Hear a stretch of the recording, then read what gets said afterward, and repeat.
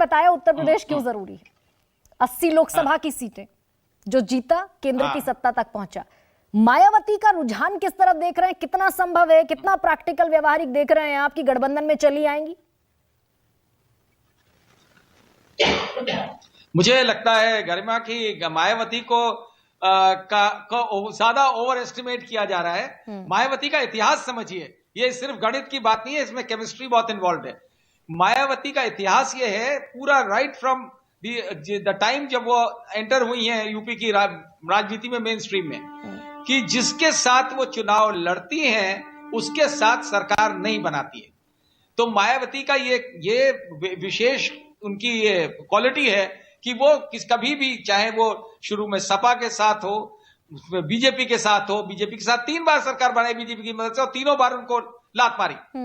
तो अखिलेश के साथ जो ये हुआ था पैक्ट, ये अखिलेश की नादानी थी कि उन्होंने उनके साथ पैक्ट किया। मायावती का कोई उद्देश्य नहीं था उनके साथ, उनका उद्देश्य था कि अखिलेश के साथ इसका अलायंस का फायदा उठाएं, और वो उन्होंने उठाया। वो उन्हें लेना था बदला। ये देखिए बड़ी क्लियर कट बात है। शरद अब आपको छोटा सा रोक रही हूं, क्या अब यही फायदा मायावती से, क्या यही फायदा अब इंडिया ब्लॉक उठाना चाहता है? क्योंकि वोट शेयर इंटैक्ट है 20% का, ये कांग्रेस भी जानती है। नहीं, मुझे नहीं लगता है कोई फायदा मिलेगा। बिल्कुल मायावती से ज्यादा अनरिलायबल कोई लीडर नहीं है। और मायावती बीजेपी के इतने डर में है, गवर्नमेंट के इतने डर में है, क्योंकि उनके पास दौलत इतनी ज्यादा है कि उन्हें सीबीआई और ईडी से डरना पड़ेगा।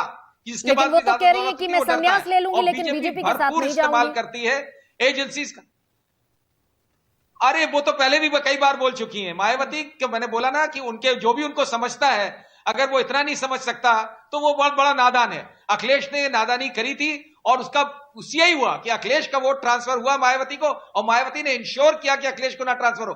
मायावती को 10 सीटें का 1 सीट नहीं मिलती। तो क्या कांग्रेस नादानी कर रही है फिर शरद प्रधान? जो उनको, और उसके छूटते ही उन्होंने मुझे लगता है बिल्कुल नादानी करी, बिकॉज मायावती एक वो ही करेंगी जो उनको बीजेपी से इंस्ट्रक्ट किया जाएगा। आज की स्थिति बिल्कुल ऐसी है। और ये आकाश आनंद के तो ट्वीट पे तो मैं कोई अहमियत नहीं देता, क्योंकि वो तो अभी एंटर हुए हैं, क्या करने के लिए एंटर हुए हैं, ये मुझे नहीं लगता है कोई राजनीति वो कर पा रहे हैं। नहीं तो फिर एक और तस्वीर समझाइए। गेम बड़ा सिंपल है, और आज तक आप उनके ट्रैक रिकॉर्ड, आप उनका ट्रैक रिकॉर्ड देख लीजिए, जितने उनके स्टेटमेंट्स पिछले 1.5-2 साल में आए हैं, वो केवल बीजेपी को फायदा पहुंचाने के लिए उनके स्टेटमेंट्स। तो यानी कि आप ये मान रहे हैं कि इंडिया ब्लॉक में मायावती को लेना नादानी होगी, तो फिर तो उत्तर प्रदेश का ये जो समीकरण है और ज्यादा गड़बड़ाता दिख रहा है। 1-on-1 हो नहीं पाएगा, हेड ऑन फाइट नहीं देख रहा है। आप इतिहास में मत जाइए, आप इतिहास में जा रही है गरिमा। जो आप परसेंटेज बता रही है 19%, ये 2022 के इलेक्शन में 19% वोट नहीं था, 12% वोट था। नहीं, आई एम टॉकिंग अबाउट 2019। आपने कहां से 19% बताया? मैं 2019 की बात कर रही हूँ शरद, और मैं तो फ्यूचर पूछ रही हूँ आपसे। देखिए देखिए 19 के नहीं 19 में तो उनको बेनिफिट मिला उस वोट का, क्योंकि समाजवादी पार्टी का भी वोट गया। आप लेटेस्ट लीजिए जहां 1 सीट भी नहीं मिली उन्हें। ये इतिहास में जाएंगे तो फिर तो कांग्रेस बोलेगी कि हमारा 1984 में देखिए हमें कितने वोट मिले थे। नहीं तो फिर अब एक तस्वीर भविष्य की समझा दीजिए, फिर बाकी लोगों के पास जाती हूँ शरद, कि अगर मायावती इंडिया ब्लॉक में नहीं आती है तो ये जो हेड ऑन फाइट का फॉर्मूला है कि 1 against 1, ये तो फिर उत्तर प्रदेश में नहीं होगा।